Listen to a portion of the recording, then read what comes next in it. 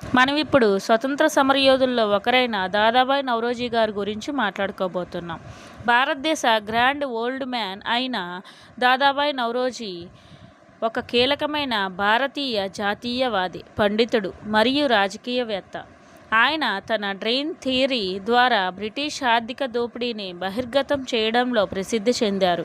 భారత జాతీయ కాంగ్రెస్ను సహా స్థాపించారు మరియు బ్రిటిష్ పార్లమెంటుకు ఎన్నికైన మొదటి ఆసియన్ అయ్యారు.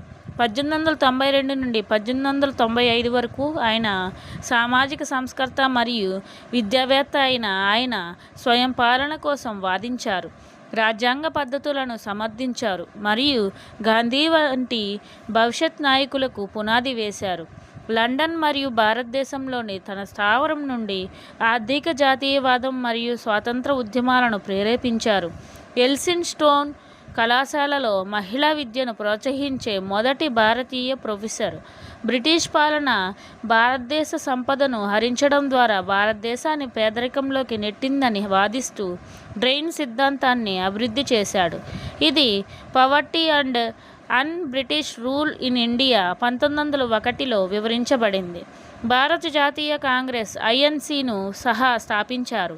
ఐఎన్సి అధ్యక్షుడిగా 3 సార్లు 1886, 1893, 1906లో పనిచేశారు. British house of Commons liberal party 1892 నుండి 1895లో మొదటి భారతీయ ఎంపీగా చేశారు. భారతీయ అభిప్రాయాలను బ్రిటిష్ ప్రజలకు అందించడానికి తూర్పు ఇండియా అసోసియేషన్ను 1866లో స్థాపించారు. పార్సీ సామాజిక సంస్కరణలు మరియు మహిళా విద్య కోసం వాదించారు.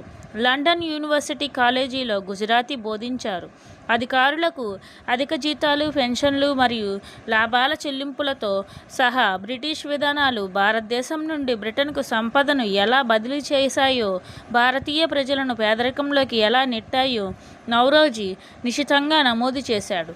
సామ్రాజ్యవాదంపై తన క్రమబద్ధమైన విమర్శ మరియు స్వయం పాలన కోసం నిరంతర వాదనతో మహాత్మా గాంధీతో సహా భారత జాతీయవాదుల భవిష్యత్ తరాలకు